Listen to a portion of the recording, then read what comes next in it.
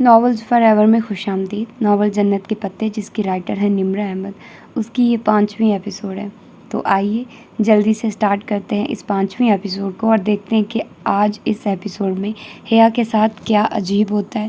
پہلے تو ہم لوگ دیکھ چکے ہیں بیچاری نے عبدالرحمن پاشا سے ہیلپ لی اور اس کمینے نے کیا کر دیا، وہ رہا سا جو تھوڑا بہت اس کا تھا وہ بھی ختم کر دیا، اس کو مزید ڈبو دیا۔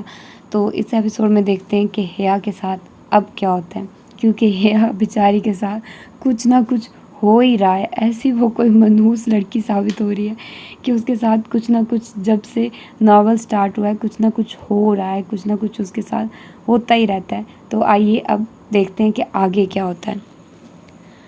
وہ گہری نیند میں تھی، سیاہ گھپ اندھیرے میں، جب دور ایک چیختی ہوئی آواز نے سماعت کو چیرا۔ اندھیرے میں دراڑ پڑی، دور سے آتی آواز قریب ہوتی گئی۔ اس نے پلکیں جدا کرنی چاہی تو جیسے ان پہ بہت بوجھ تھا۔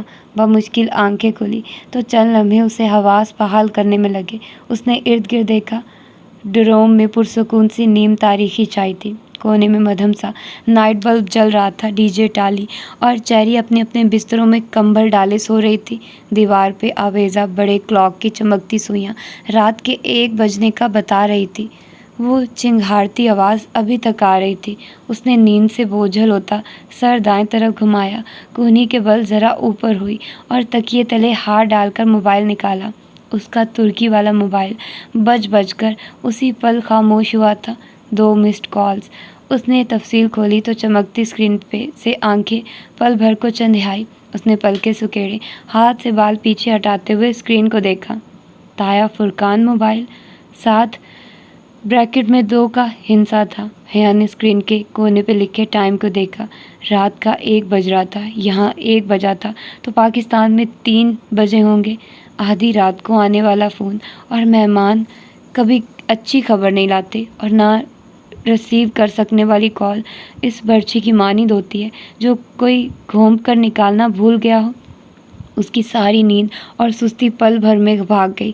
تایا اس وقت کال کیوں کر رہے تھے؟ وہ ٹھیک تو تھے؟ اماں ابا راحیل سب ٹھیک تو تھے؟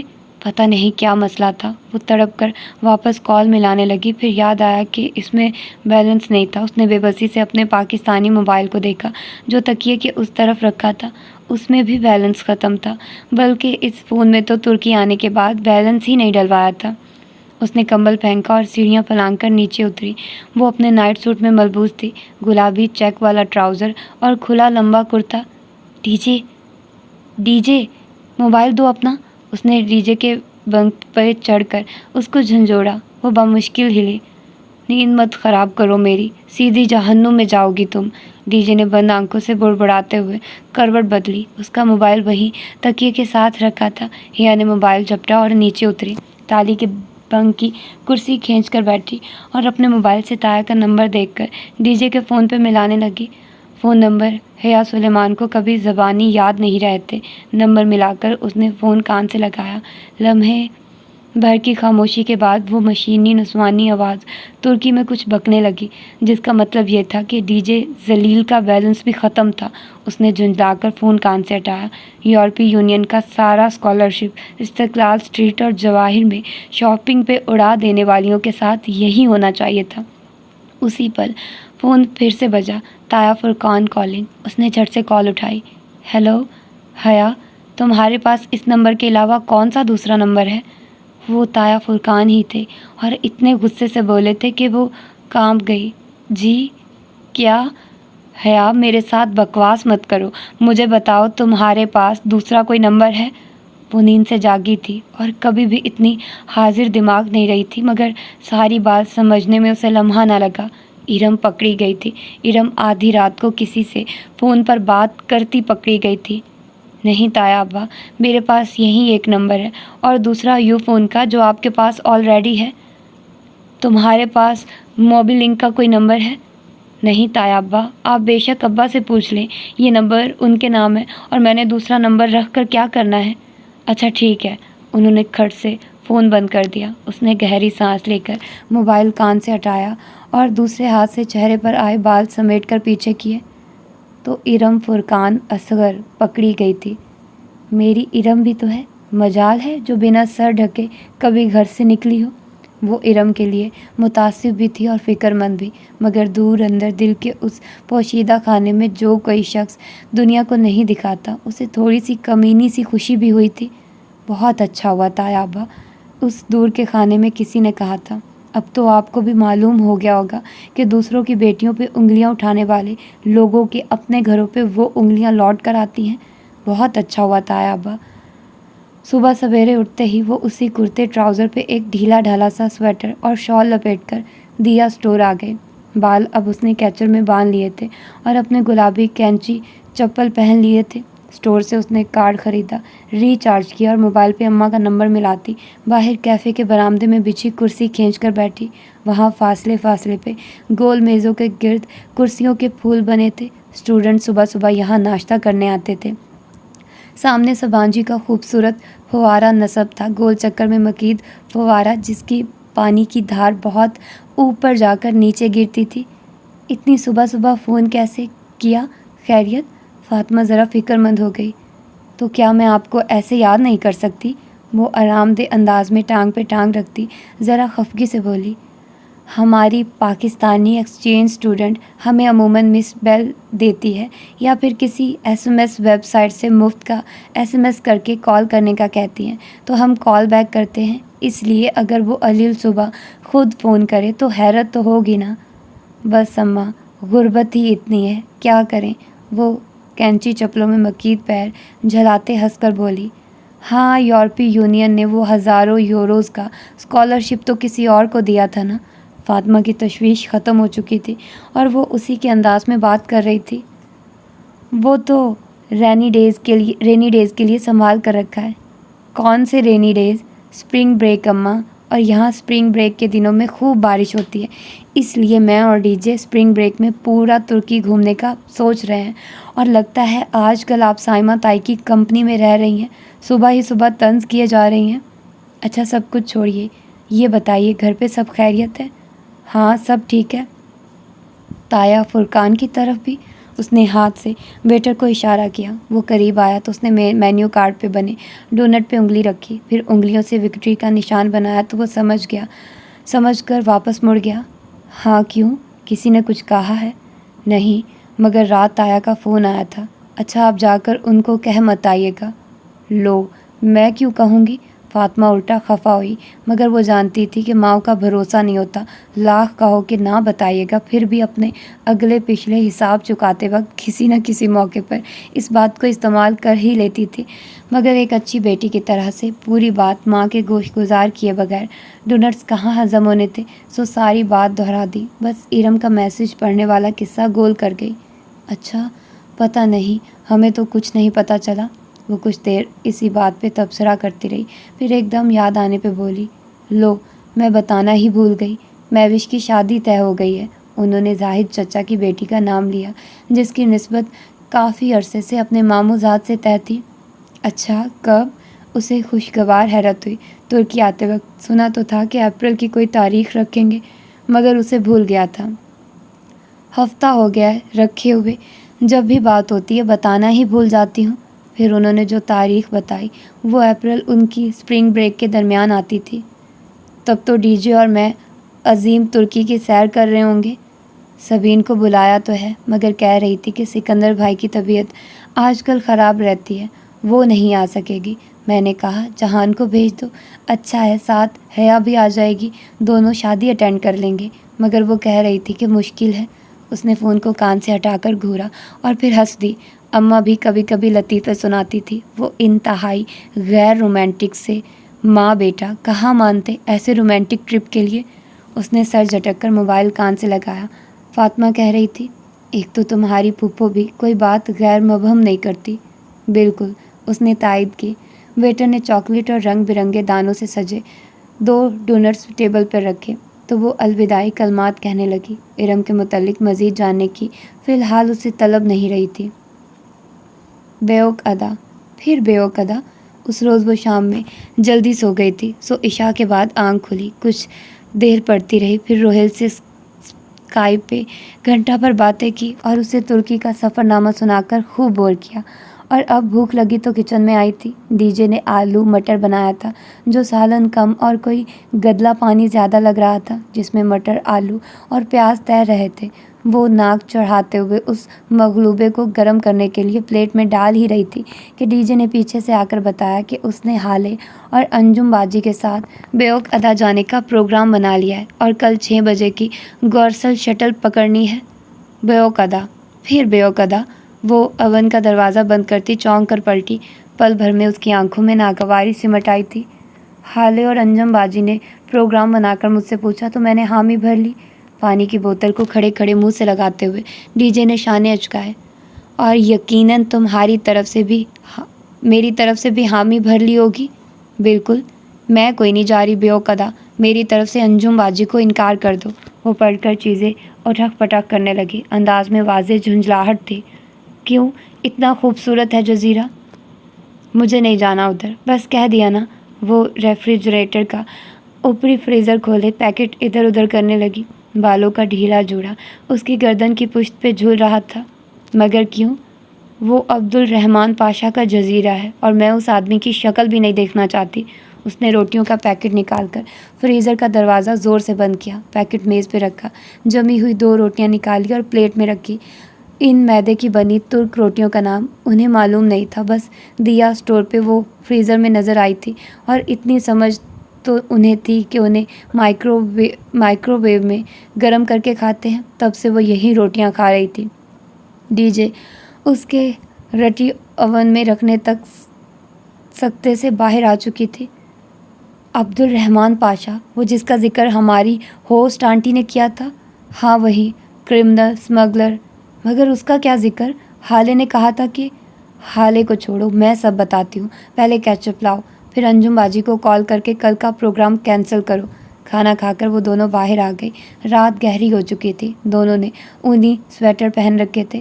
وہ ڈروم بلاک سے نکل کر باتیں کرتے سبزہ اظہار پہ چلتی گئی۔ پہلے ڈی جے نے انجم باجی کو فون کر کے معذرت کی، اور جب اسے لگا کہ وہ ذرا ناراض ہو گئی ہیں کیونکہ ان دونوں نے خاصی پاکستانی حرکت کی تھی اور ترکی میں کمٹمنٹ توڑنا بہت برا سمجھا جاتا تھا، سو اس پاکستانی حرکت کو سنبھالنے کے لیے حیا نے فون لے لیا اور انہیں بتایا کہ اس کی پھوپھو نے کل اسے اور اس کی فرینڈ کو اپنے گھر انوائٹ کیا ہے، سو انجم باجی اس کی دعوت قبول کر کے اب کے ساتھ چلیں۔ بیوک ادا پھر کسی روز چلے جائیں گے۔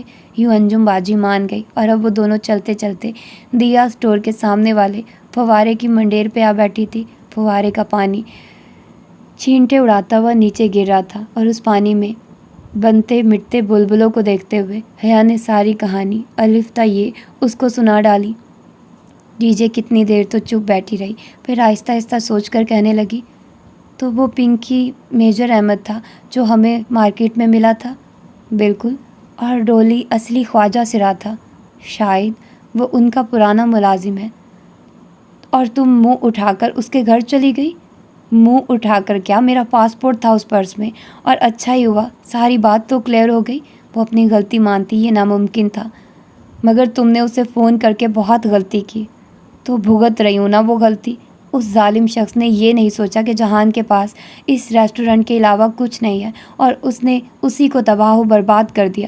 اب یقیناً وہ اس کی لینڈ لیڈی کو شے دے گا کہ وہ ریسٹورنٹ واپس حاصل کر لے۔ وہ سخت نادم تھی۔ تمہیں کیا لگتا ہے وہ تم سے واقعی محبت کرتا ہے؟ کسی کو اذیت پہنچانا محبت نہیں ہوتی۔ کچھ دیر وہ یوں ہی اسی بات کو ہر پہلو سے ڈسکس کرتی رہی، پھر ڈی جے نے ہاتھ اٹھا کر حتمی انداز میں کہا، ایک بات تو طے ہے، اب یہ معاملہ ختم ہو چکا ہے، وہ اب تمہارے پیچھے نہیں آئے گا۔ وہ سر ہلا کر اٹھ گئی۔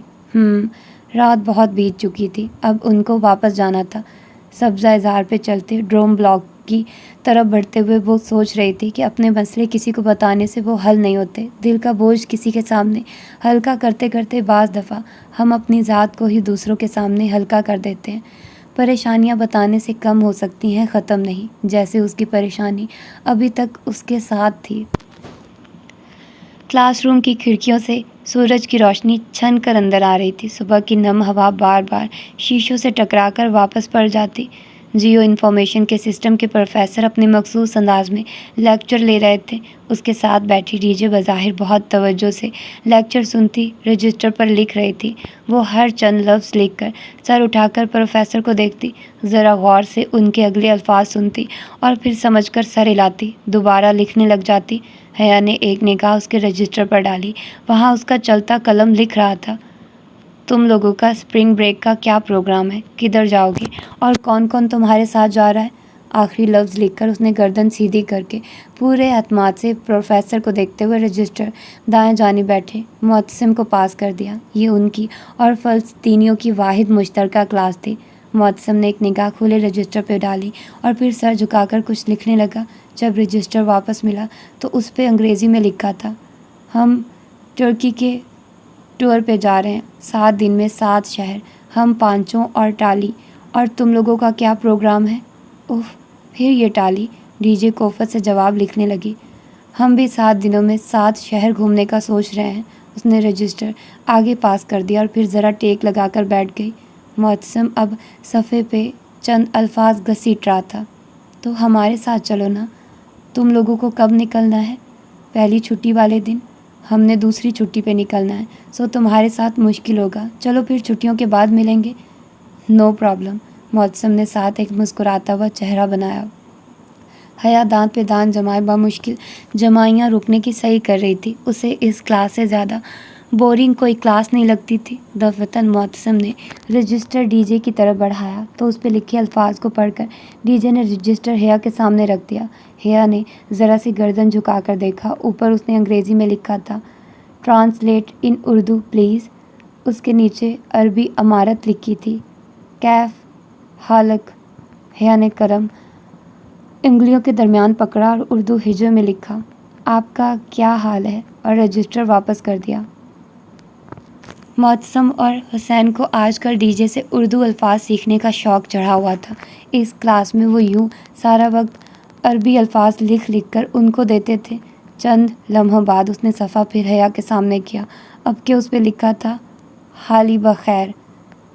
حیا نے چڑھ کر نیچے لکھا، میں بالکل ٹھیک ٹھاک ہوں اور آپ کی خیریت ٹھیک چاہتی ہوں۔ اتنا لمبا کیوں لکھا؟ ڈی جے نے حیرت سے سرگوشی کی، اگر چھوٹا لکھتی تو یہ فوراً ہی اسے سیکھ کر مجھ سے آج ہی کی تاریخ میں پوری فروز لغات لکھوا لیتا۔ اچھا ہے نا، پورا دن ٹھیک پڑھنے میں گزار دے گا۔ اور معتصم سے کلاس کے اختتام تک ٹھیک ہے ٹھیک سے نہیں پڑھا گیا۔ کلاس ختم ہوئی تو وہ واپس ڈروم میں آئی۔ منہ ہاتھ دھو کر تیار ہونے میں کافی وقت لگ گیا تھا۔ اس نے ایک مور پنکھ کے سبز رنگ کا پاؤں کا چھوتا فراق پہنا۔ فراق کی آستین تنگ چوڑی دار تھی اور نیچے پاجامہ تھا۔ پورا لباس بالکل سادہ تھا۔ بال اس نے کھلے چھوڑ دیے اور کاجل اور نیچرل لپسٹک لگا کر ڈی جے کی طرف پلٹی، کیسی لگ رہی ہوں؟ ڈی جے جو بالوں میں برش کر رہی تھی رک کر اسے دیکھنے لگی، بالکل پاکستان کا جھنڈا، دفعہ ہو جاؤ۔ تقریباً 1.5 گھنٹے بعد وہ دونوں ہالے اور انجم باجی کے ساتھ جہانگیر میں واقع پھپھو کے گھر کے سامنے کھڑی تھی۔ پھپھو کو بتا تو دیا تھا نا، یہ نہ ہو کہ وہ کہیں میں نے تو انوائٹ ہی نہیں کیا تھا، ڈی جے نے آہستہ سے پوچھا۔ ہاں بتا دیا تھا، اس نے سرگوشی میں ڈی جے کو جواب دیتے ہوئے ڈور بیل بجائی۔ پھپھو ان سے بہت اتفاق سے ملی۔ لیونگ روم میں بیٹھنے تک ہی تعارف کا مرحلہ تمام ہو گیا۔ حیا، آج تو تم نے گھر میں رونق کر دی ہے۔ وہ واقعتاً بہت خوش تھی۔ حیا ان کے گھر کو اپنا سمجھ کر دوستوں کو ساتھ لائی ہے، یہ خیال ہی ان کو مسرت بخش رہا تھا۔ وہ ان 2 ماہ میں چند ایک بار ہی پھپھو کے گھر آئی تھی اور پہلی 2 دفعہ کے بعد جہان کبھی گھر نہیں ملا تھا، نہ ہی وہ اسے بتا کر آتی تھی۔ اس دفعہ تو اس نے بالکل بھی نہیں بتایا۔ وہ اندر ہی اندر خود کو اس کا مجرم سمجھ رہی تھی۔ اس کے ٹوٹے بکھرے ریسٹورنٹ کو یاد کر کے وہ اکثر خود کو ملامت کرتی تھی۔ آپ کا گھر بہت پیارا ہے آنٹی، انجم باجی نے صوفے پہ بیٹھتے ہوئے ادھر ادھر دیکھتے ہوئے ستائشی انداز میں کہا تھا۔ اور یہ رگز تو بہت ہی پیارے ہیں، حالے نے فرش پہ بچھے رگز کی جانب اشارہ کیا۔ اور میری پھپھو بھی بہت پیاری ہیں، وہ پھپھو کے شانوں کے گرد بازو حمائل کیے مزے سے بولی۔ تو پھپھو ہنستی، ڈی جے نے آہستہ سے سرگوشی کی۔ اور پھپھو کا بیٹا بھی بہت پیارا ہے، حیا نے زور سے اس کا پاؤں دبایا۔ وہ بس سی کر کے رہ گئی۔ چلو تم لوگ ادھر بیٹھ میں ابھی آتی ہوں، اچھے میزبانوں کی طرح پھپھو مسکرا کر کہتے ہوئے راہداری کی طرف مڑ گئی، جس کے دوسرے سرے پہ کچن تھا۔ کچن کا دروازہ کھلا تھا اور صوفوں پہ بیٹھے ہوئے انہیں کچن کا آدھا حصہ نظر آتا تھا۔ پھپھو وہ ان کے پیچھے ہی چلی آئی۔ ارے تم کیوں آ گئی؟ ان کو کمپنی دو نا۔ وہ فریزر سے کچھ جمے ہوئے پیکٹ نکال رہی تھی۔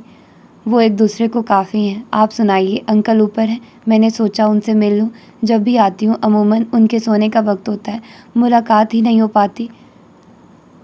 وہ یہ تو نہیں کہہ پائی کہ جب بھی وہ آتی تھی پھپھو ان کو دوا دے کر سلا دیتی تھی تاکہ کوئی بدمزگی نہ ہو۔ ہاں شاید جاگے ہوئے ہو، تم اوپر دیکھ لو۔ اچھا، اور جہان کے ریسٹورنٹ کا کیا بنا؟ کچھ لوگوں نے نقصان کر دیا تھا شاید، ذرا سرسری انداز میں پوچھا۔ ہاں اچھا خاصا نقصان ہو گیا اس کا، کافی چڑچڑا رہنے لگا ہے اس دن سے۔ بس دعا کرنا، وہ پرملال لہجے میں کہتے ہوئے کیبنٹ سے کچھ نکال رہی تھی۔ وہ واپس آئی تو ڈی جے اور ہالے پھپھو کے گھر کی آرائش پہ تبصرہ کر رہی تھی، جبکہ انجم باجی بہت غور سے ٹی وی پہ کارٹون نیٹ ورک دیکھ رہی تھی، جس کے کارٹون ترک میں ڈب کیے گئے تھے۔ سبانجی میں جو واحد شے دیکھنے کا موقع نہیں ملتا وہ ٹی وی تھا۔ ان کو مصروف پا کر وہ زینہ چڑھنے لگی۔ کندھے سے لٹکتے شیفون کے سبز دوپٹے کا کنارہ زینوں پہ پھسلتا اس کے پیچھے اوپر آ رہا تھا۔ سکندر انکل کے کمرے کا دروازہ بند تھا۔ اس نے ہولے سے انگلی کی پشت سے دستک دی، پھر ڈور نوب گھما کر دروازہ دھکیلا۔ کمرے میں نیم تاریکی سی چھائی ہوئی تھی، باہر دھوپ تھی مگر بھاری پردوں نے اس کا راستہ روک رکھا تھا۔ سکندر انکل بستر پہ لیٹے تھے، گردن تک کمبل ڈالا تھا اور آنکھیں بند تھی۔ انکل، اس نے ہولے سے پکارا۔ وہ ہنوز بے حس و حرکت پڑے رہے۔ وہ چند لمحے تعصب سے ان کا پسماردہ بیمار چہرہ دیکھتی رہی، پھر ہولے سے دروازہ بند کر کے باہر آ گئی۔ وہ سیڑھیوں کے وسط میں تھی جب بیرونی دروازہ کھلنے کی آواز آئی۔ وہی ریلنگ پہ ہاتھ رکھ کے رک کر دیکھنے لگی۔ صوفوں کے آرام سے بیٹھی لڑکیاں بھی تیر کی طرح سیدھی ہوئی تھی۔ دروازہ کھول کر جہان اندر داخل ہو رہا تھا، ایک ہاتھ میں بریف کیس، دوسرے بازو پہ کوٹ ڈالے، ٹائی کی نوٹ ڈھیلی کیے، ہلکی گرے شرٹ کی آستین کونیوں تک موڑے۔ وہ بہت تھکا تھکا سا لگ رہا تھا، پہلے سے کمزور اور مرجھائی ہوئی رنگت۔ دروازہ بند کر کے وہ پلٹا تو ایک دم ٹھٹک کر رکا۔ السلام علیکم۔ وہ جو سیڑھیوں کے وسط میں کھڑی تھی سلام کر کے زینے اترنے لگی۔ جہان نے چونک کر سر اٹھایا، پھر اسے دیکھ کر سر کے اشارے سے سلام کا جواب دیا۔ پھپھو سے ملوانا تھا اپنی فرینڈ کو۔ نائس ٹو میٹ یو، بغیر کسی مسکراہٹ کے اس نے کھڑے کھڑے مروتاً کہا، اور جواب کا انتظار کیے بغیر انہی سنجیدہ تاثرات کے ساتھ کچن کی طرف بڑھ گیا۔ یہ انجم باجی نے سوالیہ نگاہوں سے اسے دیکھا۔ پھپھو کا بیٹا جہان، وہ قدرے خفت سے تعارف کرواتے ہوئے آخری زینہ اتر کر صوفے پہ آ بیٹھی۔ وہاں سے کچن کا آدھا منظر دکھائی دیتا تھا۔ جہان کا کوٹ راہداری میں لگے سٹینڈ پہ لٹکا تھا، وہ بریف کیس کاؤنٹر پہ، وہ خود بھی کاؤنٹر سے ٹیک لگا کر کھڑا، پانی کی بوتل منہ سے لگائے گھونٹ بھر رہا تھا۔ ساتھ ہی پھپھو کیبنٹ سے کچھ نکالتی دکھائی دے رہی تھی۔ گھر چھوٹا تھا اور راہداری مختصر، سو کچن میں گفتگو کرتے افراد کی آوازیں صاف سنائی دیتی تھی۔ نیز امن جلدی، وہ بوتل رکھ کر ان کی طرف متوجہ ہوا۔ ہمن سمدھی، جواباً وہ ذرا کھڑے انداز میں درشتی سے ترک میں کچھ بولا تو ڈی جے سے کچھ کہتی ہالے نے چونک کر کچن کی طرف دیکھا۔ جہان، پھپھو نے تنبیہی نگاہوں سے اسے گھورا۔ اس نے جواب میں خاصی تلخی سے کچھ کہتے ہوئے بوتل میز پہ رکھی۔ ہالے نے قدرے بے چینی سے پہلو بدلا۔ حیا اس کے چہرے کے الجھے تاثرات بغور دیکھ رہی تھی۔ وہ کچھ دیر بعد ذرا سوچ کر بولی، حیا، استقلال اسٹریٹ میں آج لیوس پہ سیل لگی ہے، وہ چیک نہ کر لیں؟ اٹھنے کا ایک بہانہ۔ حیا گہری سانس لے کر کھڑی ہو گئی۔ ڈی جے اور انجم باجی بھی کچھ سمجھ پا رہی تھی۔ ہاں چلو، میں ذرا پھپھو کو بتا دوں۔ وہ کچن کی طرف آ گئی۔ باقی لڑکیاں صوفوں سے اپنے اپنے بیگ اٹھانے لگی۔ اچھا پھپھو، ہم لوگ چلتے ہیں، ہمیں آگے شاپنگ پہ جانا ہے، کچن کی چوکھٹ پہ کھڑے ہو کر اس نے جہان سکندر کو قطعی نظر انداز کرتے ہوئے بتایا۔ وہ فریج کا دروازہ کھولے کچھ نکال رہا تھا۔ ارے ابھی تو آئی تھی، ابھی سے جا رہی ہو؟ پھپھو ایک ملامت زدہ نگاہ جہان پہ ڈال کر تیزی سے اس کی طرف آئی، پھر وہ اصرار کرتی رہی مگر وہ نہیں رکی۔ دوبارہ آنے کا وعدہ کر کے وہ بہت خوش دلی سے ان کو خدا حافظ کر کے باہر نکلی۔ ڈور میٹ پہ رکھے اپنے جوتوں میں پاؤں ڈالنے تک اس کے چہرے سے مسکراہٹ غائب ہو گئی تھی اور اس کی جگہ اسپاٹ سی سختی نے لے لی تھی۔ وہ ان چاروں کے آگے خاموشی سے سڑک کے کنارے چلنے لگی۔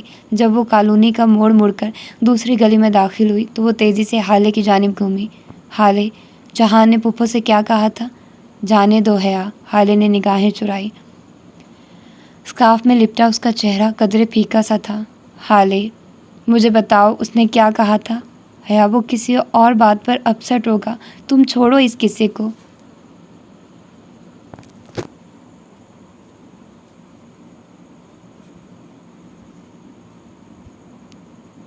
हाले नूर चौलगलव, मैं तुमसे कुछ पूछ रही हूँ। उसने कंधों से पकड़कर हाले को झंझोड़ते हुए उसका पूरा नाम लिया। चौलव यानी कि इस गांव की हाले नूर। अच्छा ठीक है, फिर सुनो। उसने पहले पूछा कि ये कब आई हैं, फिर कहा कि इनके लिए इतना फैलावा करने की क्या ज़रूरत है, और उसने कहा कि मैं सारा दिन कुत्तों की तरह इसलिए नहीं कमाता कि आप यूं ज़ाया कर दे। उसके कंधों पे रखे हया के हाथ नीचे जा गिरे। बहुत आहिस्ता से वो पड़ गई। हया, छोड़ दो। अंजू बाजी ने पीछे से कंधा थपथपाकर उसे तसल्ली दी। छोड़ ही तो दिया है, आज के बाद मैं कभी पुप्पो के घर कदम नहीं रखूंगी। वो इतनी अर्जा तो नहीं है, मैं इतनी अर्जा तो नहीं हूँ कि मेरे मगरूर रिश्तेदार मेरी यूं तौहीन करें। वो कोट की जेबों में हाथ डाले सीध में देखते हुए उनके आगे चलती जा रही थी। आज उसका दिल बहुत बुरी तरह दुखा था। रात सबांजी के गर्दो नवाह पे अपने पर फैलाए हुए थी। सब्ज़ा इज़ारों पर जमी बर्फ़ अब पानी बनकर झील में बहती थी। बाहर की ताज़ा हवा हर सू फूल खिला रही थी। ड्रोम ब्लॉक्स की चौकोर खिड़कियाँ बाहर से रोशन दिखाई देती थी। रात बीत चुकी थी मगर हॉस्टल जाग रहा था। स्प्रिंग ब्रेक शुरू होने में चंद दिन ही थे और छुट्टियों से पहले ये उनकी ड्रोम में आखिरी रातें थी। फिर बारी बारी सबको अपने अपने टूर पे निकल जाना था।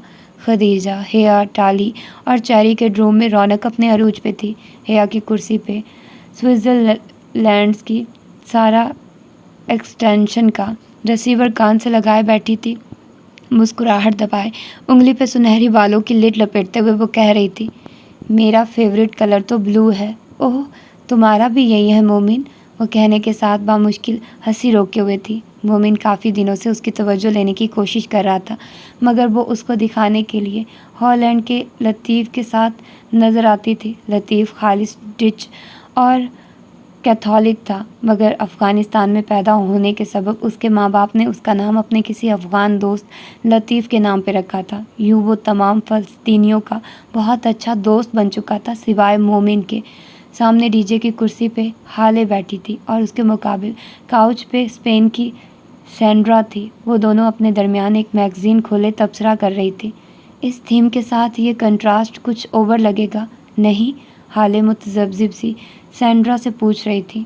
चेरी अपने बैंक की सीढ़ी के साथ खड़ी अपनी केपुआ ऑयल की आधी शीशी उनको दिखाते हुए बार बार नफ़ी में सर हिलाते हुए आई डोंट बिलीव दिस कह जा रही थी। किसी लड़की ने बाथरूम में रखा उसका तेल इस्तेमाल करके ऊपर चिट लगाकर माजरत कर ली थी कि चूँकि मैं जल्दी में हूँ सो पूछ नहीं सकी, और चेरी को जब से उन चंद बूंदों का गम खाया जा रहा था। इन चीनियों के दिल भी अपने कद की तरह होते हैं, छोटे और पस्त। टाली जो ऊपर अपने बंक पे बैठी हया को इसराइली नामा सुना रही थी, लम्हा भर को बात रोक कर चेरी को देखते हुए बोली, फिर सर झटक कर बात का वहीं से आगाज़ किया जहाँ छोड़ी थी। You know, in Israel we have such citrus that टाली के नज़दीक दुनिया का सबसे रसीला फल इसराइल का था।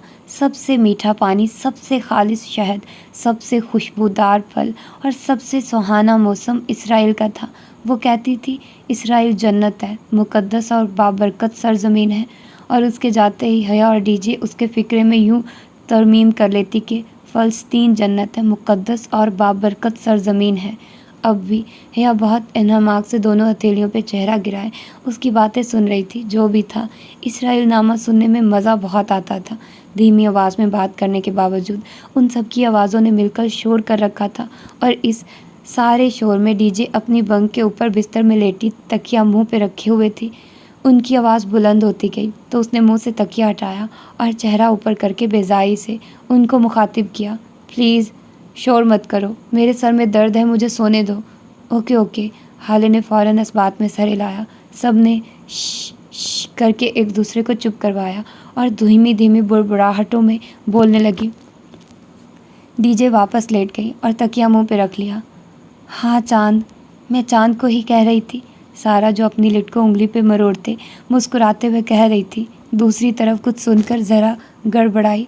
अच्छा, आज चांद नहीं निकला? ओह, میں نے شاید پھر اپنے تصور میں دیکھا تھا۔ مجھے یہی کلر اسکیم چاہیے، اور اگر اس کے ساتھ ہم یہ پھول کر لیں تو وہ میچ کر جائیں گے۔ پھر یہ رنگ سینڈرا میگزین کے صفحے کو پڑھ کر پیچھے سے کوئی دوسرا صفحہ نکال کر ہالے کو دکھانے لگی۔ آہستہ آہستہ ان کی آوازیں پھر سے بلند ہونے لگی۔ چند ثانیے بعد ڈروم میں پھر سے شور مچا تھا۔ Can someone please shut up?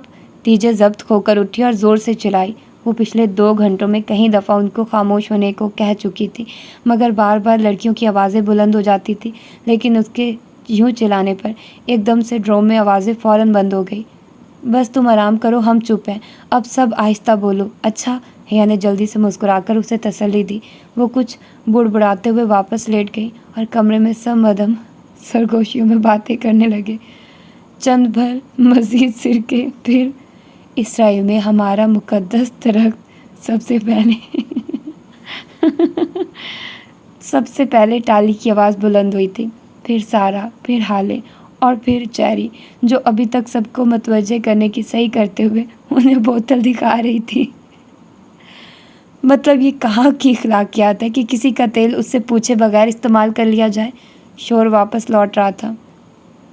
D J ایک دم اٹھی، کمبل اتار کر پھینکا، بنک کی سیڑھیاں پھیلانگ کر اتری، اپنی میز پہ رکھا سویٹر گردن میں ڈالا، ساتھ رکھی 3 کتابیں اٹھائی، تہہ کردہ اینک کھول کر آنکھوں پہ ڈالی اور خاموشی سے کسی کی بھی طرف دیکھے بغیر باہر نکل گئی۔ اس نے اپنے پیچھے دھڑام سے دروازہ بند کیا تھا۔ ڈروم میں ایک دم سناٹا چھا گیا۔ سب نے ایک دوسرے کو دیکھا تھا۔ سارا نے بنا کچھ کہے ریسیور کریڈل پہ رکھ دیا۔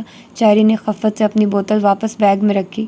ہالے اور سینڈرا نے میگزین بند کر دیا۔ بہت سی نادم نگاہوں کے تبادلے ہوئے۔ وہ ناراض ہو گئی ہے، اب کیا کریں؟ ہالے بہت آہستہ سے بولی۔ ٹھہرو، میں اسے مناتی ہوں۔ حیا نے کمبل پرے ہٹایا اور بنک کی سیڑھیاں اتر کر نیچے آئی، میز پہ رکھا اپنا دوپٹہ اٹھایا اور چپل پہنتے ہوئے باہر نکل گئی۔ پیچھے کمرے میں ابھی تک سناٹا چھایا تھا۔ ٹڈی ساتھ ہی تھی، اسے پتا تھا ڈی جے وہیں ہوگی۔ اس نے دروازہ دھکیلا تو وہ کھلتا چلا گیا۔ وہ سامنے رائٹنگ ٹیبل پہ کتابیں پھیلائے بیٹھی تھی۔ چوکھٹ سے اس کا نیم رخ ہی نظر آتا تھا، پھر بھی وہ دیکھ سکتی تھی کہ وہ رو رہی ہے۔ اس کا دل ایک دم بہت زیادہ دکھا۔ وہ دبے قدموں چلتے ہوئے اس کے قریب آئی۔ D J? خدیجہ بائیں کن پٹی کو انگلی سے مسلتے چہرہ کتاب پہ جھکائے آنسو پینے کی کوشش کر رہی تھی۔ D J, we are really sorry. وہ کرسی کھینچ کر اس کے ساتھ بیٹھی اور اس کا ہاتھ تھامنا چاہا۔ ڈی جے نے سختی سے ہاتھ چھڑا لیا۔ اسے بے حد ملال ہوا۔ سوری یار، ہم نے تمہارا خیال نہیں کیا، تمہاری طبیعت تو ٹھیک ہے؟ وہ جواب دیے بنا یوں ہی کن پٹی کو انگلی سے مسلتی کتاب پہ سر جھکائے بیٹھی رہی۔ سر میں درد ہے؟ اس نے ہولے سے پوچھا۔ ڈی جے نے اس بات میں سر ہلایا۔ ٹیبلٹ لی ہے کوئی؟ ہاں، وہ ہتھیلی کی پشت سے گیلے رخسار رگڑتے ہوئے بولی تو آواز بھاری تھی۔ صرف یہی بات ہے؟ اس نے غور سے اس کا چہرہ دیکھا۔ مجھے گھر یاد آ رہا ہے۔ تو رو کیوں رہی ہو؟ سیمیسٹر ختم ہونے کے بعد ہم نے گھر تو چلے جانا ہے نا؟ سیمیسٹر ختم ہونے میں بہت دیر ہے، اس نے چہرہ اٹھا کر بیچارگی سے اسے دیکھتے ہوئے کہا۔ اینک کے پیچھے اس کی آنکھیں آنسوؤں سے بھری تھی۔ دیر کہاں، فروری میں ہم ادھر آئے تھے، مارچ گزر گیا، اپریل گزر رہا ہے، مئی آنے والا ہے، جون میں ایگزامز ہوں گے اور جولائی میں ہم پاکستان ہوں گے۔ 5 ماہ تو ختم بھی ہو گئے۔ ڈی جے بھیگی آنکھوں سے مسکرا دی۔ کیا زندگی اتنی جلدی گزر جاتی ہے؟ اس سے بھی جلدی گزر جاتی ہے، ہمیں پتہ بھی نہیں چلتا اور ہمارا وقت ختم ہو جاتا ہے۔ اختتام، دی اینڈ، خلاص۔ اس نے ہاتھ جھاڑ کر جیسے بات ختم کی۔ ڈی جے چند لمحے ڈبڈبائی آنکھوں سے اسے دیکھتی رہی۔ حیا، میں نے کل اپنی امی کو خواب میں دیکھا تھا، وہ بہت بری طرح رو رہی تھی، اتنی بری طرح کہ میرا دل ڈل رہا ہے۔ پتہ نہیں گھر میں سب ٹھیک بھی ہیں یا نہیں۔ میں گھر کا آخری بچہ ہوں اور آخری بچوں کے حصے میں ہمیشہ بوڑھے ماں باپ آتے ہیں۔ میرا دل ان کے لیے دکھتا ہے حیا، میں سمجھ سکتی ہوں، مگر ہم کیا کر سکتے ہیں؟ 3 ماہ تو ہم نے یہاں گزارنے ہیں نا۔ ہم پاکستان چلے جائیں؟ تم جانتی ہو یہ ناممکن ہے، ہم نے کانٹریکٹ سائن کیا ہے، ہم 5 ماہ ختم ہونے تک ترکی نہیں چھوڑ سکتے۔ میں مستقل جانے کی بات نہیں کر رہی، بس چند دن کے لیے اسپرنگ بریک میں ہم اسلام آباد چلے جائیں۔ حیا نے گہری سانس لی۔ میری بھی کزن کی شادی ہے، مگر میں اسے قربان کر رہی ہوں صرف اس لیے کہ اگر ہم ابھی پاکستان گئے تو واپس آتے ہوئے ہمارا دل بہت خراب ہوگا، اور پھر یوں ترکی میں اکیلے گھومنے پھرنے کا موقع ہمیں کبھی نہیں ملے گا۔ اکیلے؟ ڈی جے نے استضاعیہ سر جھٹکا۔ تمہیں پتہ ہے ہم دونوں نے یہ اسکالرشپ پروگرام کے لیے کیوں اپلائی کیا تھا؟ کیونکہ ہم دونوں کو اکیلے آزادی سے وقت گزارنے کا شوق تھا، ایسی آزادی جس میں ابو اور بھائیوں کی روک ٹوک نہ ہو۔ مگر انسان آزاد تبھی ہوتا ہے جب وہ تنہا ہوتا ہے، اور یہی تنہائی قید کر لیتی ہے۔ ہر آزادی میں قید چھپی ہوتی ہے، جیسے اب ہم ترکی میں قید ہیں، اور مجھے لگتا ہے ہم کبھی پاکستان واپس نہیں جا سکیں گے۔ ہیا نے جیسے تعصب سے نفی میں گردن ہلائی، پھر نگاہ میز پہ رکھی ٹی وی کی۔ ڈی جے کی موٹی سی فلسفے کی کتاب پہ پڑھی، جس کے سرورق پہ سقراط کی تصویر بنی تھی۔ اس کی پیشانی پہ بل پڑ گئے۔ پرے ہٹاؤ اس بوڑھے انکل کو، اس کو پڑھ پڑھ کر تمہارا دماغ خراب ہو گیا۔ سقراط کو کچھ مت کہو، ڈی جے نے تڑپ کر کتاب پیچھے کی۔ افلاطون گواہ ہے کہ سقراط نے کس عظمت و بہادری سے زہر کا پیالہ پیا تھا۔ میری تو 7 نسلوں پہ احسان کیا تھا، وہ تنک کر کہتے ہوئے کھڑی ہو گئی۔ اور ہم کوئی پاکستان نہیں جا رہے، 7 دن اور ترکی کے 7 شہر، یہ پروگرام ہے ہمارا۔ ڈن؟ ڈن، ڈی جے مسکرا دی۔ اور سنو، آج ٹائم چینج ہو گیا ہے، گھڑی 1 گھنٹہ آگے کر لو۔ وہ ڈی جے کو نارمل ہوتا دیکھ کر ٹالی کا اسرائیل نامہ سننے واپس چلی گئی۔ اوہ نہیں، یہاں بھی وہی مشرف والا نیا ٹائم، پرانا ٹائم۔ ڈی جے نے جھنجھلاتے ہوئے کتاب کھول لی۔ اسے نئے ٹائم پرانے ٹائم سے زیادہ کوفت کسی شے سے نہیں ہوتی تھی۔ ٹاکسم اسکوائر کا مجسمہ آزادی بہار کے پھولوں کی خوشبو میں بسا ہوا تھا۔ صبح کا وقت تھا اور مجسمے کے گرد دائرے میں اگی گھاس پہ سرخ ٹیولپس کھلے تھے۔ فضا میں تازہ پکے پھلوں کی رسیلی مہک تھی۔ وہ دونوں اس ٹھنڈی میٹھی ہوا میں ساتھ ساتھ چلتی استقلال اسٹریٹ کی طرف بڑھ رہی تھی۔ دونوں نے سیاہ کوٹ پہن رکھے تھے اور بازو میں بازو ڈال رکھا تھا۔ وہ اتنی دفعہ استقلال اسٹریٹ آ چکی تھی کہ بہت سی دکانیں تو انہیں حفظ ہو چکی تھی۔ اس کے باوجود وہ آج تک اس طویل ترین گلی کے اختتام تک نہیں پہنچ سکی تھی۔ اس کے تمام دوست اور ڈروم فیلوز کل ہی اپنے ٹورز پہ نکل چکے تھے۔ انہوں نے آج سارا دن استقلال اسٹریٹ میں شاپنگ کر کے کل صبح کی بس سے کپادوکیا جانا تھا۔ آج وہ خوب بھاؤ تاؤ کر کے شاپنگ کرنے کا پروگرام بنا کر آئی تھی، کیونکہ ویسے بھی پاکستانی سیاحوں کے لیے ترک فوراً نرخ کم کر دیتے تھے۔ 7 دن، 7 شہر، کتنا مزہ آئے گا نا؟ ڈی جے نے چشم تصور سے خوبصورت ترکی کو دیکھتے آنکھیں بند کر کے کھولی۔ مزہ تو چھوٹا لفظ ہے ڈی جے، مجھے تو خود پہ رشک آنے لگا ہے۔ کیا زندگی اتنی حسین بھی ہو سکتی ہے؟ وہ دونوں استقلال اسٹریٹ میں داخل ہو گئی تھی۔ وہاں ہمیشہ کی طرح رش تھا۔ دونوں اطراف میں بنے ریسٹورنٹس اور دکانوں کی رونق عروج پہ تھی۔ ترکی کا نقشہ ہمارے پاس ہے، ہم روز ایک شہر جائیں گے، ایک رات ادھر قیام کریں گے اور پھر وہاں سے قریبی شہر کی بس پکڑ کر آگے چلے جائیں گے۔ یوں 7 دنوں میں ہمارے 7 شہر ہو جائیں گے، اور کپادوکیا میں ہاٹ ایئر بلون کی فلائٹ بھی لیں گے۔ کتنا مزہ آئے گا حیا، جب ہم بیلون کی ٹوکری میں بیٹھے اوپر فضا میں تیر رہے ہوں گے اور پورا ترکی ہمارے قدموں تلے ہوگا۔ وہ دونوں بہت جوش و جذبے سے منصوبے بناتے ہوئے آگے بڑھ رہی تھی۔ ایک طرف برگر کنگ کا بورڈ جگمگا رہا تھا۔ ڈی جے نے گردن موڑ کر اسے دیکھا۔ سنو حیا، جہان کو بھی ساتھ چلنے کو کہیں۔ اس کا تو نام بھی مت لو، وہ سامنے دیکھتے ہوئے آگے چلتی گئی۔ ابھی وہ اس کے ریسٹورنٹ کی شکل بھی نہیں دیکھنا چاہتی تھی۔ یار معاف کر دو نا، وہ کسی اور بات پر اپسٹ ہوگا، مگر میں اسی بات پر اپسٹ ہوں۔ کوئی ضرورت نہیں ہے اس سے ملنے کی، وہ اسے بازو سے کھینچ کر آگے لے گئی۔ میرا مائیگرین سارا ٹرپ خراب کرائے گا، ٹیبلٹ لی تھی مگر کوئی فرق نہیں پڑا۔ ڈی جے کو پھر سے سر میں درد ہونے لگا۔ اور میرا ٹرپ میرا غیر رجسٹرڈ فون خراب کرائے گا۔ اس نے کوٹ کی جیب سے حالے کا بھدا ترک فون نکال کر مایوسی سے اسے دیکھا۔ اس کی بیٹری جلدی ختم ہو جاتی ہے، وہاں دوسرے شہروں میں پتہ نہیں کیا حالات ہوں۔ میں اپنے پاکستانی فون کو رجسٹر کروا ہی لیتی ہوں۔ ٹھیک ہے، مگر پہلے جوتے دیکھ لیں۔ وہ دونوں شو اسٹور کا دروازہ دھکیلتے ہوئے اندر داخل ہوئی۔ دروازہ ذرا بھاری تھا، مشکل سے کھلا۔ ہیا چھمے سے دروازے کو دھکیلتے ہوئے آگے بڑھ گئی۔ عجیب بات تھی کہ جس گلی دکان پر وہ گئی، اس کا دروازہ بھی زور لگا کر دھکیلنے پر پیچھے ہوا۔ آج استقلال جدیسی کے دروازوں کو کیا ہوا ہے؟ ڈی جے بھی محسوس کر کے حیرت سے بولی۔ एविया की दुकान इस्तिक्लाल स्ट्रीट में ज़रा आगे जाकर मिली। वो दोनों इकट्ठी चौखट तक आई और लाशऊरी तौर पर एकदम बहुत ज़ोर से दरवाजे को धक्का दिया। वो ग्लास डोर बेहद नाजुक और बारीक शीशे का बना था। वो गोया उड़ता हुआ जाकर मुखालिफ सिमत में खड़े स्टैंड से टकराया और ज़ोरदार छनाके की आवाज़ आई। लोहे के स्टैंड की कोई हुक निकली हुई थी। उसकी ज़रब ज़ोर से लगी और दरवाजे के ऊपरी हिस्से से शीशे के टुकड़े छन छन करते फर्श पर आ गिरे। वो दोनों एकदम साकित सी आधे टूटे दरवाजे को देख रही थी। काउंटर के निचले दराज से कुछ निकालते सेल्समैन ने चौंक कर सर ऊंचा किया। टूटे दरवाजे को देखकर उसका मुंह पूरा खुल गया। वो हक्का बक्का सा उठ खड़ा हुआ। कापिए कुर्दी, उसने उंगली से दरवाजे की तरफ इशारा किया। टीजे का सख्ता पहले टूटा और वो हया के करीब खिसकी और हौले से सरगोशी की। हया, उसने हमें दरवाज़ा तोड़ते नहीं देखा। बस ठीक है, हम मुकर जाते हैं। वो गला खनखारते खुद को नॉर्मल करते हुए आगे बढ़ी और अपना पाकिस्तानी फ़ोन उसकी तरफ बढ़ाया। फ़ोन रजिस्टर्ड करवाना है। कापिए कर दी मादम, वो फ़ोन को देखे बिना अभी तक दरवाजे की तरफ इशारा करते हुए पूछ रहा था। मुझे फ़ोन रजिस्टर्ड करवाना है। कापिए कर दी। डीजे, ये क्या बक रहा है? वो कोफत से डीजे की तरफ पलटी। इसे गालबन इंग्लिश नहीं आती, ये दरवाजे का पूछ रहा है। देखो भाई, वो आगे आई और काउंटर पर कूनी रखी बड़े अतमाद से बोली, हमने कोई दरवाज़ा नहीं तोड़ा और हमने तो तुम्हारा दरवाज़ा देखा ही नहीं था। बिल्कुल, हमने तो कभी ज़िंदगी में दरवाजे नहीं देखे। हमारे घरों में दरवाजे होते ही नहीं हैं। लोग खिड़कियों से अंदर फलांगते हैं। मगर उनकी कोई बात उसकी समझ में नहीं आ रही थी।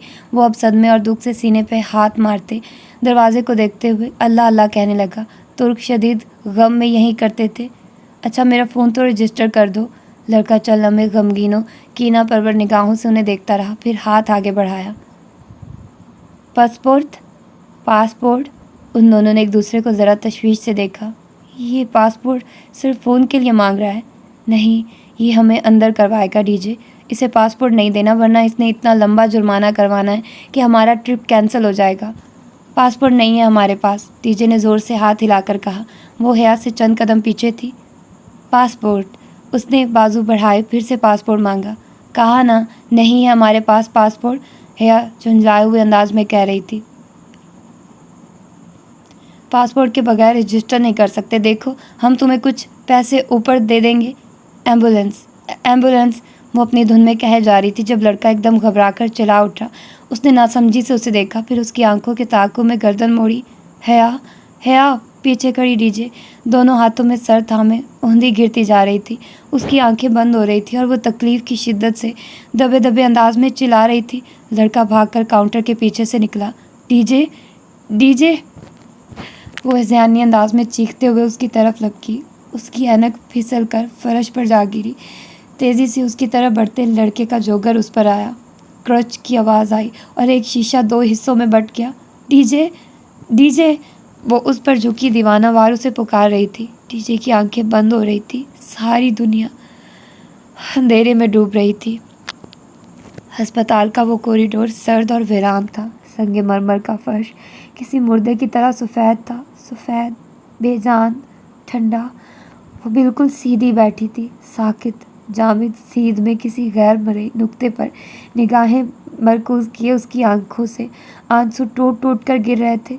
जब से डीजे ऑपरेशन थिएटर में थी, वो यूं ही उधर बैठी थी।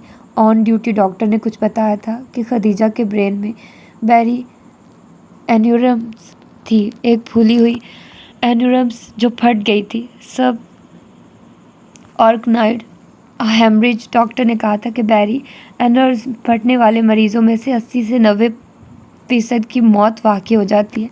कम से कम 10% उम्मीद थी और वो उसी 10% उम्मीद को थामे बेंच पर बैठी थी। उसका जहन बिल्कुल मफलूज हो चुका था, जैसे भारी सिल से सर को कुचल दिया गया हो। फिर भी उसने कहीं से हिम्मत मुजतमा करके डीजे के घर वालों को फ़ोन कर दिया था। उसके बाप भाइयों की परेशानी, माँ के आंसू, वो कुछ नहीं समझ पा रही थी। उसके अब्बू तुर्की आने की कोशिश कर रहे थे और उसका भाई जो फ्रांस में मुकीम था वो भी रात तक पहुँच जाएगा। बस उसकी समझ में यही बात आई थी। बार बार कोई ना कोई उसे फ़ोन करता और वो हर बात के जवाब में भीगी आवाज़ से इतना ही कह पाती, मुझे नहीं पता, डॉक्टर बाहर नहीं आए। अब वो यूं ही नढाल सी बेंच पर बैठी थी। आंसू लड़ियों की सूरत आंखों से गिर रहे थे। 10% की उम्मीद। اس نے گود میں رکھے موبائل کو دیکھا۔ وہ کپ کپاتے ہاتھوں سے اٹھا کر پیغام لکھنے لگی۔ میں ٹاکسم فرسٹ ایڈ ہاسپٹل میں ہوں، ڈی جے کو برین ہیمریج ہوا ہے، تم فوراً آ جاؤ۔ اور جہان کو بھیج دیا۔ ان کے درمیان اگر کوئی تلخی تھی بھی تو اسے یاد نہیں تھی، اگر یاد تھی تو صرف اور صرف خدیجہ۔ اذان کا وقت ہوا تو وہ اٹھی اور وضو کر کے واپس ادھر آئی۔ کوٹ اس نے وہیں بینچ پر چھوڑ دیا اور اب نیلی قمیض کی آستینیں گیلے بازوؤں سے نیچے کر رہی تھی۔ چہرہ، ہاتھ اور ماتھے سے بال گیلے تھے۔ کیا زندگی اتنی جلدی گزر جاتی ہے؟ اس سے بھی جلدی گزر جاتی ہے۔ چند روز قبل کی 2 لڑکیوں کی گفتگو اسے یاد آئی تھی۔ وہ سلام پھیر کر تشہد کی حالت میں بیٹھی تھی۔ اس کا چہرہ مکمل طور پر بھیگا ہوا تھا اور یہ وضو کا پانی نہیں تھا۔ وہ دونوں ہتھیلیاں ملائے انہیں ڈبڈبائی آنکھوں سے دیکھ رہی تھی۔ میرے اللہ، وہ بے آواز رو رہی تھی۔ آپ کو پتہ ہے ڈی جے میری بیسٹ فرینڈ ہے، سب سے اچھی دوست، زارا، ارم، ان سب سے اچھی دوست۔ اسے ہم سے مت چھینیے۔ اس کے ماں باپ، وہ بوڑھے ہیں، وہ مر جائیں گے۔ آپ ہمیں ایسے مت آزمائیے، آپ ہمیں ڈی جے واپس کر دیں۔ میری 10% کی امید کو ہارنے مت دیں۔ وہ ہتھیلیوں پہ چہرہ جھکائے ہولے ہولے لرز رہی تھی۔ شیفون کا نیلا دوپٹہ سر سے پھسل کر گردن کی پشت تک جا گرا تھا۔ میں بہت اکیلی ہوں، میرے پاس ابھی کوئی نہیں ہے سوائے آپ کے۔ میرے پاس بجانے کے لیے کوئی گھنٹی نہیں ہے، کھٹکھٹانے کے لیے کوئی دروازہ نہیں ہے، ہلانے کے لیے کوئی زنجیر نہیں ہے۔ میری پہلی امید بھی آپ ہے، آخری بھی آپ ہے۔ اگر آپ نے میری مدد نہ کی تو کوئی بھی میری مدد نہیں کر سکے گا۔ اگر آپ نے چھین لیا تو کوئی دے نہیں سکے گا، اور اگر آپ دے دیں تو کوئی روک نہیں سکے گا۔ آپ ہمیں ڈی جے کی زندگی واپس لوٹا دیں، آپ ڈی جے کو ٹھیک کر دیں۔ اس کے دل پر گرتا ہر آنسو اندر ہی اندر داغ لگا رہا تھا، جلتا سلگتا ہوا داغ۔ اس کا دل ہر پل زخمی ہوتا جا رہا تھا۔ اللہ تعالیٰ، میرے پاس کوئی نہیں ہے جس سے مانگ سکوں، اور آپ کے علاوہ کوئی نہیں ہے جو مجھے کچھ دے سکے۔ میری ایک دعا مان لیں، میں زندگی پر کچھ نہیں مانگوں گی، کوئی خواہش نہیں کروں گی۔ آپ ہمیں ڈی جے کی وہ زندگی واپس لوٹا دیں۔ میں ہر وہ کام کروں گی جو آپ کو راضی کرے اور راضی رکھے۔ میں آپ کو کبھی ناراض نہیں کروں گی۔ آپ ڈی جے کو ٹھیک کر دیں پلیز۔ وہ ہاتھوں میں چہرہ چھپا کر پھوٹ پھوٹ کر رو رہی تھی۔ وہ زندگی میں کبھی اتنی اکیلی نہیں ہوئی تھی جتنی آج تھی۔ وہ کبھی اتنی بے بس، اتنی لاچار بھی نہیں رہی تھی جتنی اس وقت تھی۔ کتنے گھنٹے گزرے، کتنی گھڑیاں بھی تھی، اسے کچھ یاد نہیں تھا، بس اندھیرا چھا رہا تھا۔ جب اس نے جہان کو تیز تیز قدموں سے چلتے اپنی طرف آتے دیکھا، وہ کھڑی بھی نہیں ہوئی، بس بینچ پہ بیٹھی گردن اٹھائے اسے دیکھے گئی۔ تم نے مجھے پہلے کیوں نہیں بتایا؟ اب کیسی ہے وہ؟ ہوا کیا تھا؟ وہ پھولی سانسوں کے درمیان کہتے ہوئے اس کے ساتھ بیٹھا۔ وہ اتنا ہی پریشان تھا جتنی وہ۔ بیری انورزم پھٹ گیا تھا جس کے نتیجے میں سب آرکنائڈ ہیمریج۔ اسے خود جو سمجھ میں آیا تھا وہ بتانے لگی، بتا کر وہ پھر سے دونوں ہاتھوں میں سر دیے رونے لگی۔ وہ ٹھیک ہو جائے گی، تم ایسے مت رو۔ تم نے کچھ کھایا ہے؟ تم مجھے ٹھیک نہیں لگ رہی، میں کچھ لاتا ہوں۔ پھر وہ رکا نہیں، تیزی سے اٹھ کر چلا گیا۔ جب واپس آیا تو ہاتھ میں سینڈوچز کا پیکٹ اور جوس کی بوتل تھی۔ کچھ کھا لو، اس نے سینڈوچ نکال کر اس کی طرف بڑھایا۔ مجھ سے نہیں کھایا جائے گا، وہ نفی میں سر ہلانے لگی۔ اسی پل آپریشن تھیٹر کے دروازے کھلے۔ وہ تڑپ کر اٹھی۔ میں دیکھتا ہوں، اسے وہیں رکنے کا کہہ کر وہ آگے گیا اور باہر آنے والے سرجن سے ترک میں بات کرنے لگا۔ وہ بے قراری سے کھڑی ان دونوں کو باتیں کرتے دیکھی گئی۔ اوکے اوکے، وہ سر ہلا کر بات ختم کر کے واپس آیا۔ کیا کہہ رہا تھا ڈاکٹر؟ کیسی ہے ڈی جے؟ وہ آرام سے ہے، ابھی اسے شفٹ کر دیں گے، مگر تم ٹھیک نہیں ہو، ادھر بیٹھو۔ اسے واپس بینچ پر بٹھا کر اس نے سینڈوچ اس کی طرف بڑھایا۔ یہ کھاؤ۔ او جہان، وہ ٹھیک ہے، میری دعا قبول ہو گئی۔ اس نے نڈھال سے انداز میں سر دیوار سے ٹکا دیا۔ کچھ کھا لو حیا۔ اس کے اصرار پر اس نے بامشکل آدھا سینڈوچ کھایا اور تھوڑا سا جوس پی کر بوتل پرے ہٹا دی۔ جہان، میری دعا رد نہیں ہوئی، میں نے اتنی دعا کی تھی، یہ کیسے ہو سکتا ہے کہ کوئی اتنی دعا کرے اور وہ پوری نہ ہو؟ وہ کھوئے کھوئے انداز میں دور خلاؤں میں دیکھتے ہوئے کہہ رہی تھی۔ حیا، تھوڑا سا اور کھا لو ورنہ تمہاری طبیعت بگڑ جائے گی۔ نہیں، تمہیں پتہ ہے میں نے کبھی اتنے دل سے دعا نہیں مانگی جتنی آج مانگی تھی، پھر یہ کیسے ہوتا کہ پوری نہ ہوتی؟ اس کی آنکھوں سے پھر سے آنسو بہنے لگے۔ وہ خاموشی سے اسے دیکھے گیا۔ اب وہ مزید کچھ نہیں کھائے گی، اسے اندازہ ہو چکا تھا۔ وہ اب سامنے دیوار کو دیکھتے ہوئے بہتے آنسو کے درمیان کہہ رہی تھی، تمہیں پتہ ہے انسان کو کوئی چیز نہیں ہرا سکتی جب تک کہ وہ خود ہار نہ مان لے، اور میں نے آج امید نہیں ہاری تھی جہان، مگر بعض دفعہ قسمت ہرا دیا کرتی ہے۔ وہ بہت دھیرے سے بولا تو وہ چونکی۔ جہان اسے ہی دیکھ رہا تھا۔ ایک دم اس کا دل ڈوب کر ابھرا۔ جہان، حیا، ڈی جے کی ڈیتھ ہو گئی ہے۔ کوریڈور کا سناٹا یکدم سے ٹوٹا۔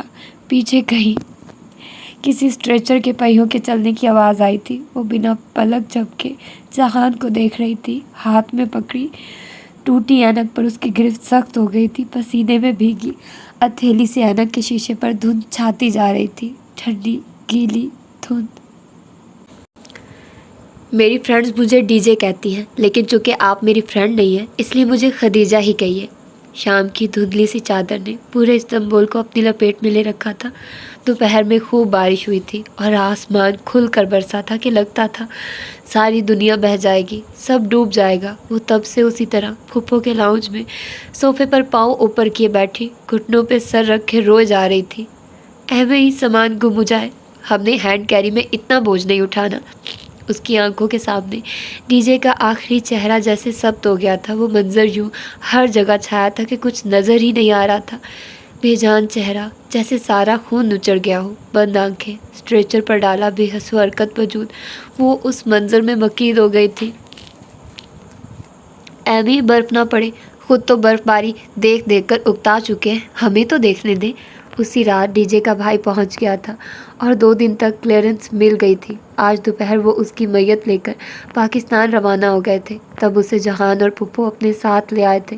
وہ اس وقت سے یوں ہی بیٹھی تھی، نہ کھاتی تھی نہ کوئی بات کرتی تھی، بس روئے چلی جا رہی تھی۔ اس کا غم بہت بڑا تھا۔ سامنے والے کمرے میں بڑے ہینڈسم سے لڑکے رہتے ہیں، میں نے انہیں کمرے میں جاتے دیکھا ہے۔ سارے دن میں اگر اس نے کوئی بات کی بھی تھی تو یہ کہ مجھے پاکستان جانا ہے، میری سیٹ بک کروا دیں، میں نے ادھر نہیں رہنا۔ کچن میں پھپھو اور جہان کھڑے یہی بات کر رہے تھے۔ ان کی دبی دبی آوازیں اس تک پہنچ رہی تھی مگر وہ نہیں سن رہی تھی۔ اس کی دلچسپی ہر شے سے ختم ہو گئی تھی۔ مگر میں کیسے جا سکتا ہوں اس کے ساتھ، اور وہ اکیلی کیسے جا سکتی ہے؟ اسے کل سے بخار ہے، حالت دیکھی ہے تم نے اس کی؟ میں اسے اکیلا بھیجوں تو اپنے بھائی کو کیا منہ دکھاؤں گی؟ مگر ممی، آپ کو ابا کا پتہ نہ انہیں علم ہوا تو انہیں یہ بتائیں گے کہ تم انقرہ تک گئے ہو۔ مگر ممی، میرا جانا ضروری تو۔ جہان سکندر، جو میں نے کہا وہ تم نے سن لیا۔ تم کل صبح کی فلائٹ سے حیا کے ساتھ جا رہے ہو۔ وہ اسی طرح گھٹنوں میں سر دیے رو رہی تھی۔ ارد گرد کیا ہو رہا تھا اسے نہیں پتا تھا۔ اس کا دل ایسے بری طرح ٹوٹا تھا کہ ہر شے سے دلچسپی ختم ہو چکی تھی۔ پارک ٹاورز، ایشیا کا سب سے بڑا شاپنگ مال، اس نے کون سا جا کر چیک کر لینا، تھوڑا سا شو مارنے میں حرج ہی کیا ہے؟ جب پھپھو نے آ کر یہ بتایا کہ جہان اس کے ساتھ جائے گا چاہے جتنے دن بھی لگے، تو بھی اس نے کوئی جواب نہیں دیا تھا۔ اسے فی الحال جہان سکندر سے کوئی سروکار نہ تھا۔ ویسے تمہاری پھپھو کا کوئی ہینڈسم بیٹا ہے؟ تمہاری چمک دمک دیکھ کر یہ خیال آیا۔ ہر چیز جیسے سلو موشن میں ہو رہی تھی، آوازیں بند ہو گئی تھی، صرف حرکات دکھائی دے رہی تھی۔ وہ اتا ترک ایئرپورٹ پہ چھوٹے چھوٹے قدم اٹھاتی چل رہی تھی۔ اس کے ساتھ کوئی اور بھی چل رہا تھا مگر وہ اسے نہیں دیکھ رہی تھی۔ رہنے دو حیا، مجھے ابھی ورلڈ کپ کا غم نہیں بھولا۔ جہاز دھیرے دھیرے محو پرواز تھا۔ کھڑکی کے پار مرمرا کے سمندر پہ بادل تیرتے دکھائی دے رہے تھے، نرم روئی کے گالوں کی طرح سرمئی بادل۔ ان میں اتنا پانی لدا تھا جتنا اس کی آنکھوں میں تھا، یا شاید اس کے آنسو زیادہ تھے۔ اتنے ہینڈسم لڑکوں کی بہن بننے پہ کم از کم میں تیار نہیں ہوں۔ یہ بھائی چارہ تمہیں ہی مبارک ہو۔ اس نے خود کو ایئرپورٹ پہ ابا کے سینے سے لگتے بے تحاشا روتے ہوئے محسوس کیا۔ وہ اس کا سر تھپکتے ہوئے کچھ کہہ رہے تھے، کچھ ایسا کہ بس اب وہ ان کے پاس رہے گی، اب وہ اس کو واپس نہیں بھیجیں گے۔ چیزیں وقتی ہوتی ہیں، ٹوٹ جاتی ہیں، بکھر جاتی ہیں، رویے دائمی ہوتے ہیں، صدیوں کے لیے اپنا اثر چھوڑ جاتے ہیں۔ انسان کو کوئی چیز نہیں ہرا سکتی جب تک کہ وہ خود ہار نہ مان لے، اور تم نے آج ایک ٹوٹے ہوئے جنجر بریڈ ہاؤس سے ہار مان لی۔ وہ اماں کے ساتھ ڈی جے کے گھر میں تھی، وہاں ہر طرف کہرام مچا تھا۔ اس کی امی اور بہنوں کا بلک بلک کر رونا، ماتم بین سسکیوں کی آوازیں، چیخیں۔ जवान मौत थी और गोया पूरी दुनिया उधर इकट्ठी हो गई थी। वो किसी को दिलासा ना दे सकी, बस एक कोने में बैठी बेआवाज़ रोती गई। अच्छा फिर सोच लो, वो अब भी शादीशुदा है। नमाज जनाजा पिछले रोज़ ही अदा की जा चुकी थी, मगर गम अभी भी पुराना नहीं हुआ था। खदीजा की बहनें उससे उसके बारे में पूछती थी, मगर वो किसी को कुछ बता नहीं पा रही थी। सारी बातें ख़त्म हो गई थी। दुनिया बर्फ़ का ढेर बन गई थी, मरमरा के समंदर पे तैरती बर्फ़ का ढेर। क्या ज़िंदगी इतनी जल्दी गुजर जाती है? इससे भी जल्दी गुजर जाती है, हमें पता भी नहीं चलता और हमारा वक्त ख़त्म हो जाता है। इख्तिताम, दी एंड।